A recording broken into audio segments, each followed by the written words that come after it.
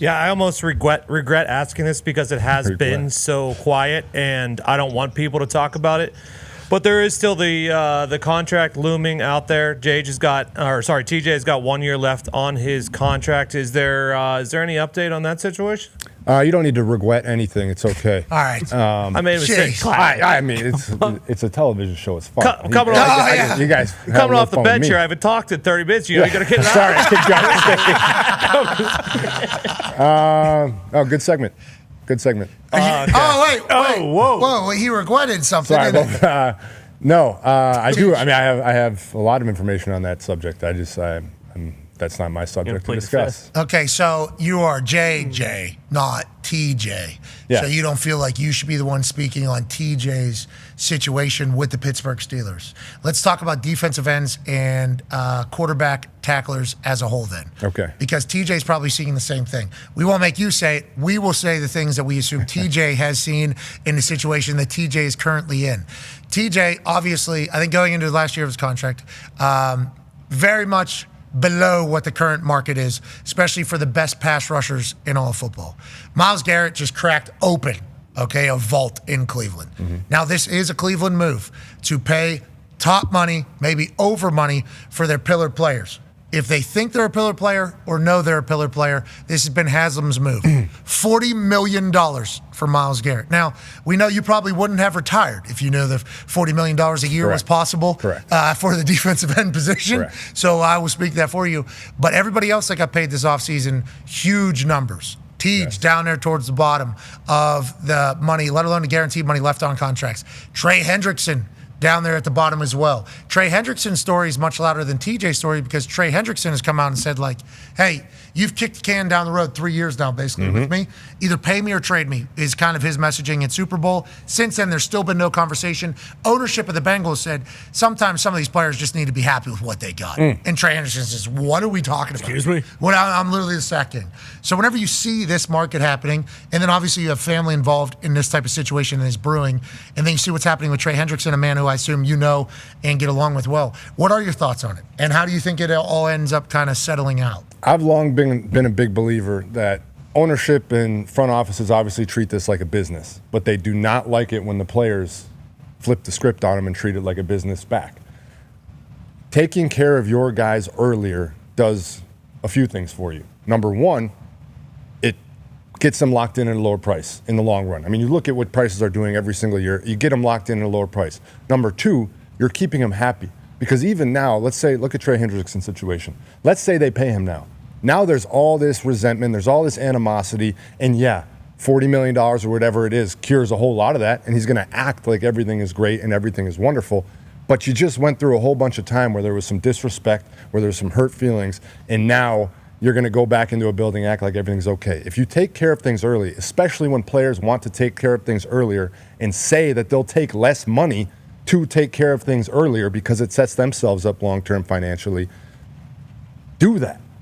Because if you don't do that, that's when the problems start to arise, and now all of a sudden you say, hey, we have to kick this can down the road because of the way everything's working out.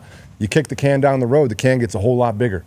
And then the player says, well, the can's a lot bigger now, fill it up. And you don't want to fill it up because you say, well, we have to pay all these other guys, we have to take care of these other things. It's like, well, I wanted to fill the can way back down here when it was a little soup can. Now we got ourselves a garbage pail. Hey, that's on you. Hey, that's on the situation, the amount of risk, involved in it all. Because if you're willing to take less earlier, there's a reason you're willing to take less because it's setting you up for comfort. There's something else coming alongside of it. But if you're going to make me take the risk of playing this entire thing, potentially ending my career, potentially getting an injury, potentially whatever the case is, and then that means the other thing, the comfort has been very low. So there is a fee for the comfort here. That is literally how business goes. Exactly. And we've seen Trey say it publicly. The team says that they're going to talk to you early in the year. We're going to get this thing done. We just let us get through this season, and then we'll make sure we take care of it early. And then you come early in the offseason and you say, hey, let's take care of this. We said we were going to do this early. You said we was going to be. All of a sudden it's crickets. All of a sudden it's silence. Or it's, hey, we have to get through the combine. Hey, we have to get through free agency. It's like, whoa. We talked about last year. You said if we kicked the can down the road, we were going to take care of it. We're not taking care of it. Yeah, the resentment's a real deal. That's just like Myles Garrett. Everybody was like, Myles Garrett said all those things about wanting to win and not just being a highly paid player or whatever. And then they're like, well, $40 million can make up for it. It's like, it can. You know, I think obviously $40 million having satin sheets in a massive log cabin probably over there in Cleveland can certainly help out. But inevitably, he's going to have to lay his head down at night whenever things aren't going well and be like, was this the right decision? You know, we saw it Tyreek down in Miami. Tyreek takes a massive payday from the Miami Dolphins as opposed to potentially less money in Kansas City. Tyreek's certainly worthy of the money. I'm not saying he wasn't, but there came a point now where he's like, I would like to win some games and get back in meaningful football. So there's always a fine balance in your decision making. But anytime people sacrifice comfort and make people risk, there's going to be a fee that comes alongside of that. That's why what the Philadelphia Eagles did with Saquon Barkley this year, they just re-upped him out of nowhere. That came out of nowhere for us. We got a text literally like, hey, Saquon might be getting a new deal. And I'm like, Saquon? Didn't he have like 2 years, 3 years left on his deal? They're like, yeah, they just want to kind of compensate him for what he did for the team early and let him know. It's like you tell the whole locker room, like, hey, if you do the right shit here and you perform for us, we're going to pay you. You have Saquon locked in now for 3 years, whatever, happy that he got paid big in the long run. And then you also give a message to your fan base like, hey, we invest in the people that do good shit here. It's like it's such a good thing to do. It's also a conversation that we've seen start to bubble up a little bit about cash-rich ownership versus cash-poor ownership, and who has the ability to pay big money up front and lay it out over void years on the back end versus other owners who can't afford to put that money in escrow at the moment right now.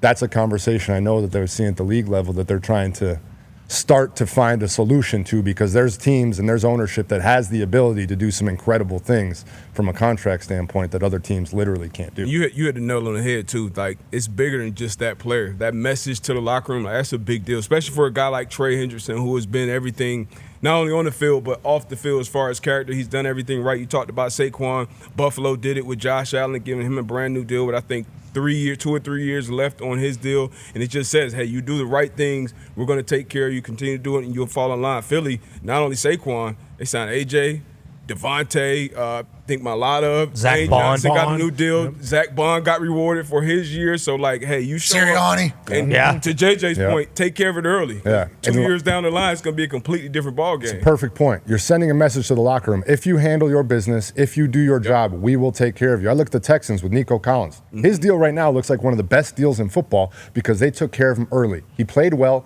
They saw what he was doing. They took care of him early. Now they take care of Derek Stingley early.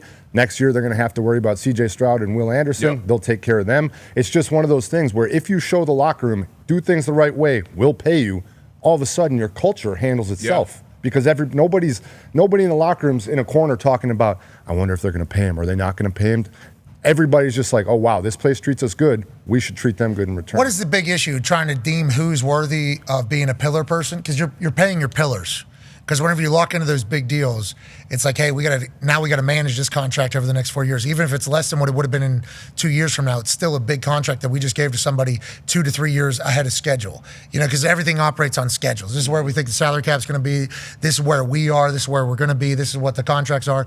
So just picking the right people, I guess, is the fear, is what they say. Why don't? Yeah, I mean, the fear is obviously that it's whether it's injury, whether it's play decreasing, whether it's off the field issues, or you give a guy money and all of a sudden he stops working as hard or whatever that may be. Oh, fat pockets. Like, it might be those. But, again, we're paying these guys no matter what. Like guys are getting paid across this league, whether it's with your team, whether it's someone else. At some point, you're paying the piper.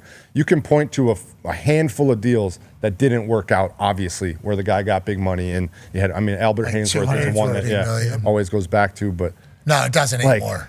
It goes back to one guy. Who's that? Now it goes back to one guy. He plays quarterback. Yeah. You know him. He did play quarterback very good at one point. In the land. When you were playing. Yeah, when you were playing. Yeah. Yeah, that'll be considered the deal that can't do. Yeah. 230 of them. That's the thing, though. You got to not only pay for what that player has done, but what you project them to do. So that's why when you get players, especially once you start getting around that 30 mark, a lot of these people who just crunch numbers and they might not necessarily know ball or know your work ethic or know your offseason, how you train, all these different things, they make those decisions like, hey, he's at this point, let somebody else pay him or overpay him. And you got to be in a position where you got to – and if you're wrong – which it does happen. You know, you're gonna be asked. You're gonna be there to cash. Well, and even like the message to your own locker room, but like also a message to the league. Like if you're a free agent and you're deciding between Philadelphia and Cincinnati, and you're thinking about, hey, which team is going to reward me when I go there and play super well? You're not going to think the Cincinnati Bengals because of what has happened. And even for like AJ Brown gets traded to Philly. they pay him a bunch of money, and then they give him an extension. Devontae Smith, they paid before. Like all those, top teams that are competing, Chiefs, Eagles, Lions, like those 3 teams pay guys before damn near anybody else. Yeah, and they're doing well. It feels like you can get into a rhythm. They paid Patrick Mahomes massive deal early. They can play with that contract now. Travis Kelce has got another deal. It's like all the teams that are good are seemingly ahead of schedule.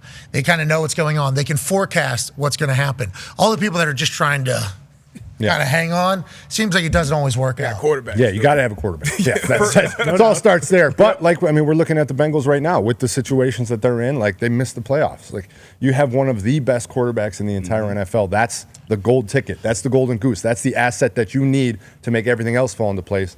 They just weren't able to make everything else fall into place yet. With the Trey Hendrickson situation, I don't think he really is like this as a person, but do you think it would service him a little bit better if he was maybe like a little bit more of a prick?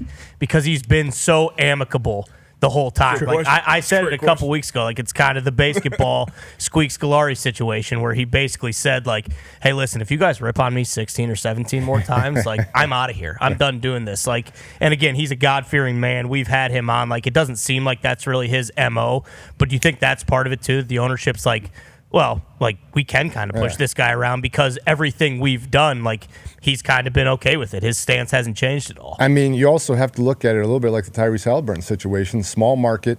He's been playing phenomenal football for years. I mean, led the league in sacks and those things, but he doesn't have the national star power that some of these other guys have from bigger markets, bigger cities, or more talkative, boisterous personalities, things like that. So then, like you said, it almost puts you back in that little box where the ownership can say, well, he's not going to make us think about it. Why wouldn't we keep doing that? I think that's probably part of the reason that he's been talking as much as he has lately and trying to lay it out. It's such a hard spot as a player because I fully understand. Fans are sitting there like, you're complaining when they're offering you $25 million. You're complaining when they're offering you $30 million. How could you ever complain about that? Agreed. We get it. We understand. Yeah. Like, yes, it's insane. This is all nuts. It is, yeah. But it's business, and that's how this whole thing works. So Trey wants to sit there, and he wants to lay everything out for the fans. He wants to say, this is exactly what they told me that they would do, and they have now not followed through with that. So what do you expect me to do? I'm coming here just to let you know what I'm going through so you don't think I'm some selfish bastard trying to get my money. Like, I'm just trying to follow through with what they told me they would do. But then you go out and say that, and now people are like, look at this guy. This guy. Look at this guy. This piece of This guy. Like, look at this piece This of guy. shit. You're lucky to play football for the Bengals. And we also don't I would want... have loved to play football for the Bengals. We don't want our guys to give cookie-cutter answers. We don't want our guys to just give the standard press conference lines. But when they do go up there and they tell you exactly what's going on and they say exactly what's happening behind the scenes, all of a sudden we don't like what we hear and this guy's a jerk. This guy's an asshole. Distraction. I don't like his negative attitude. They're not going to win with that. So I hear it. I understand it. It's frustrating, man. Yeah, you were a man that was a hero in a city and then inevitably had to head to another team. I couldn't even imagine what that was like for you, obviously moving from Houston over there to Phoenix. Obviously, your golf game got better over there in Arizona. Saw you playing with those hockey sticks.